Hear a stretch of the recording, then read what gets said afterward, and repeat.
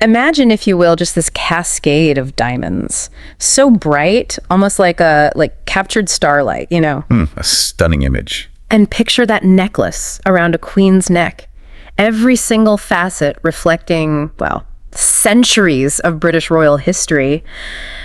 It's really more than just a beautiful piece of jewelry, isn't it? Oh, absolutely. It becomes this tangible link, almost a thread woven through generations of monarchs. The weight it must have carried, metaphorically, and probably literally too, and the stories locked inside those stones.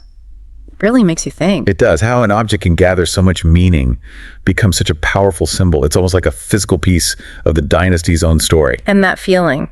Have you ever held something old? Maybe something passed down in your own family, perhaps. Oh, sure. That sense of connection to people you never knew. Exactly. You feel that link to the past, right? And you wonder, what silent tales could this thing tell if it could talk? Definitely. The hidden histories in everyday objects, or in this case, rather extraordinary ones. Well, today we're taking exactly that curiosity, that feeling, and we're diving deep. We're going to explore the really fascinating history of one specific royal heirloom, the royal diamond fringe necklace. A truly iconic piece. We'll be drawing on historical accounts, looking at its journey through time, but we want to go beyond just tracing its path, you know? Right. The goal isn't just what happened, but what it means.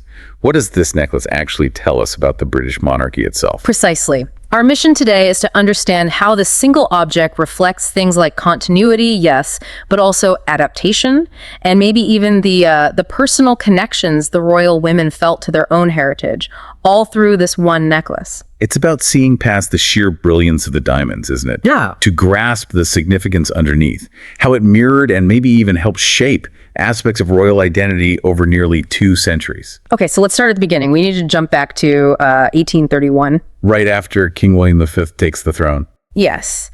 And he wants to make a statement, doesn't he? Something grand, something lasting. So he commissions the famous Rundle and Bridge to create this amazing diamond fringe necklace.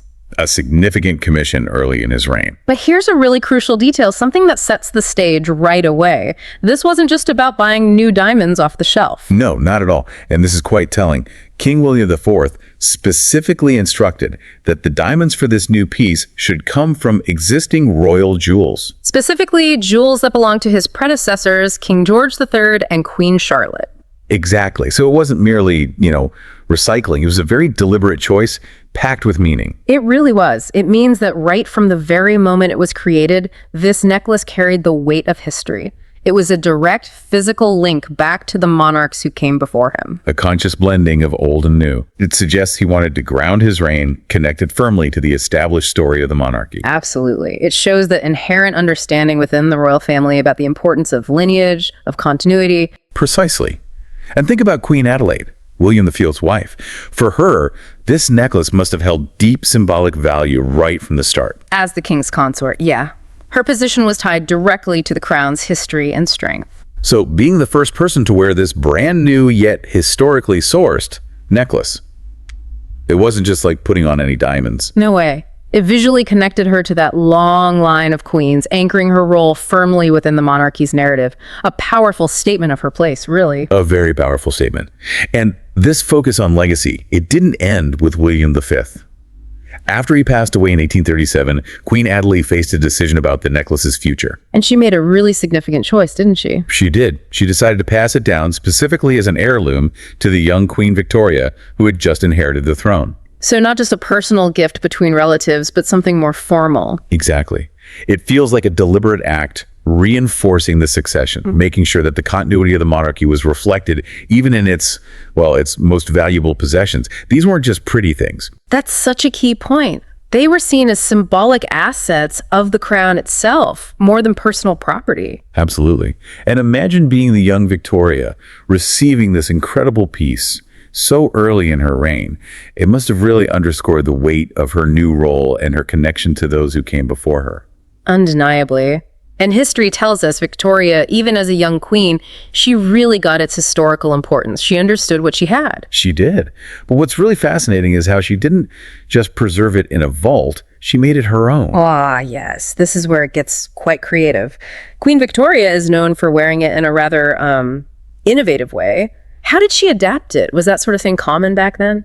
Well, she famously wore it not just as a necklace, but frequently as a tiara. Imagine that.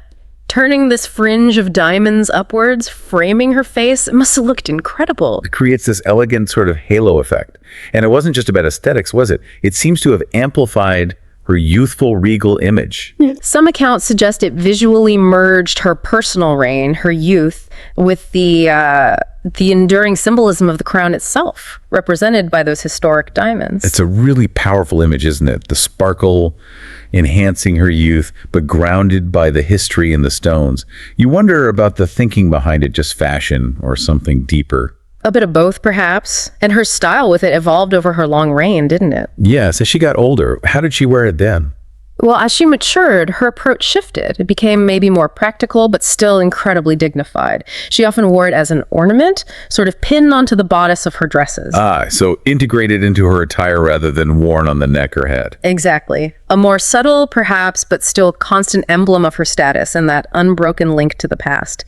It almost speaks to a shift from maybe a more overt display of youthful power to a more established inherent authority later in life. That's a really insightful way to put it. Yeah. And then let's fast forward quite a bit to her Diamond Jubilee in 1897, the huge milestone. 60 years on the throne, unprecedented at the time. And by then, this necklace, having been seen in various ways throughout her reign, was deeply associated with her image, right? Absolutely. And during that massive celebration, the necklace was front and center. It featured prominently in her official Jubilee portraits. So it served as more than just adornment in those pictures. Oh, much more. It was like a powerful visual summary of her incredibly long and significant reign, a tangible connection right there in the portrait, back to the foundations of her rule, don't you think? I do. It acted as a visual anchor, connecting her unique longevity with the historical weight and continuity of the crown itself. Okay, so the journey continues. After Victoria, it passes to King Edward VII, and then to his wife, Queen Alexandra. Queen Alexandra, known for her, let's say, distinct sense of style. Indeed. And this is where we see another really striking adaptation. What did she do with it? Well, get this. For her coronation in 1902, she had the necklace transformed into a girdle. A girdle. Around her waist. Yes. Can you picture it? Those magnificent diamond fringes encircling her waist as part of her coronation gown. It was a truly bold move. Wow. That is a significant departure from a necklace or a tiara. What does that tell us? It seems to reflect her very fashion-forward approach, maybe a desire to modernize this heirloom, keep it relevant and prominent in a totally new way. A break with tradition, perhaps, but ensuring it was still seen. It certainly raises interesting questions about that balance, doesn't it? Yes. Honoring the history versus injecting your own personal style, especially with something so significant. Was it seen as unconventional? It probably raised a few eyebrows, yes, but it definitely showcased her personality and maybe a desire to keep the monarchy feeling current. Tradition, it seems, can be flexible. Flexible indeed. But the story doesn't stop there. Next in line is Queen Mary in 1910. Ah, Queen Mary, someone known for her deep devotion to tradition and royal heritage. Very much so. But she also had her own vision for how these things should be presented. What was her take on the fringe piece? Well, while she revered tradition, she wasn't afraid to make changes for impact. She actually had the diamonds taken off whatever setting they were on, then presumably the girdle structure, and remounted onto a new tiara frame. So back to being a tiara, but a different one from Victoria's adaptation. Exactly, a completely new design.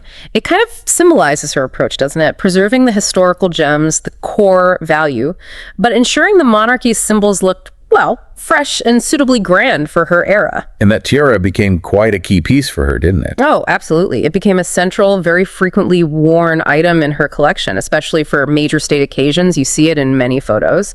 So we're seeing this constant conversation almost between preservation and reinvention, each queen making it hers, yet respecting its core. Precisely.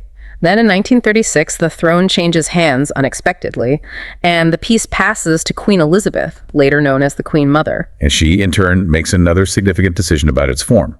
What prompted her change? She decided to have the diamonds unmounted yet again, this time from Queen Mary's tiara frame. And she had Gerard restore them to their original 1831 design, the necklace. Back to the beginning.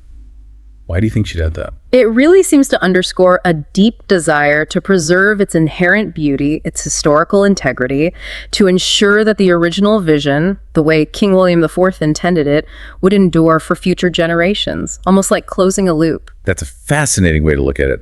A conscious return to its roots, respecting the original craftsmanship and intent. And she certainly wore it. On important state occasions, she clearly understood its historical weight and the statement it made in its original form. A connection back to Queen Adelaide, in a way. In a very direct way. And then finally, after the Queen Mother's long life ended in 2002, the royal diamond fringe necklace passed to her daughter, Queen Elizabeth II. Right. And here the story takes a rather surprising turn, doesn't it? It really does, because despite this incredibly rich history, despite it being worn by so many of her direct predecessors in all these different ways, Queen Elizabeth II has, quite notably, not worn this particular historic necklace in public. Which is quite remarkable when you think about it. Yeah. Why do you suppose that is? Does she not like fringe necklaces? Well, interestingly, she does wear a diamond fringe necklace quite often, but it's a different one. Ah, which one is that? It's the one given to her as a wedding present back in 1947 by the City of London, the one she famously wore as a tiara on her wedding day, actually. The very same one that had a little mishap on the morning of the wedding, wasn't it? Had to be quickly repaired. That's the one. And she wears that one frequently, both as a necklace and sometimes still as a tiara. Her preference for that particular piece, perhaps due to its personal connection to her wedding day, well, it highlights something important. What's that? That the nature of royal jewelry is constantly evolving, and that very personal connections, sentiment, can play a huge role in which pieces are chosen, even within this vast historic collection. That adds a really fascinating layer, doesn't it? It's not solely about the weight of history or dynastic significance. Personal narratives, affection for a particular gift, that can shape things too. Absolutely. But even with Queen Elizabeth II choosing her wedding fringe over this one, the story of the 1831 necklace, our necklace, remains incredibly significant. Oh, undoubtedly. Yeah. Because its journey tells us so much. Exactly. The whole tale of the royal diamond fringe necklace is really so much more than just, sparkles and carats. It truly reflects the British monarchy's deep, abiding connection to its own past. Its traditions, its commitment to preserving legacy, all embodied in these tangible objects. It really stands as this powerful symbol of continuity, doesn't it? It's witnessed so much history, the passage of time, adapting to different styles, different queens, different eras. Adapting to the changing tastes and the needs of each generation of royal women who've possessed it. It's quite extraordinary. So, despite all those transformations, necklace, tiara, girdle, back the necklace, and despite the personal preferences of the most recent monarch, this piece, the original royal diamond fringe necklace, it remains a truly treasured and significant item in the royal collection. An enduring symbol of the monarchy's legacy. A legacy that you can be sure will continue to shimmer and shine for generations still to come. That sums it up beautifully. It encapsulates that a wonderfully thought-provoking idea. History isn't just in palaces, it's woven into the fabric of things all around us. Well, thank you so much for joining us on this deep dive into the really captivating story of the royal diamond fringe necklace. We hope you enjoyed exploring its many facets, pardon the pun, with us today. It's been fascinating to trace its journey. We look forward to our next exploration together, where we'll delve into another intriguing corner of history and hopefully uncover some more fascinating insights for you.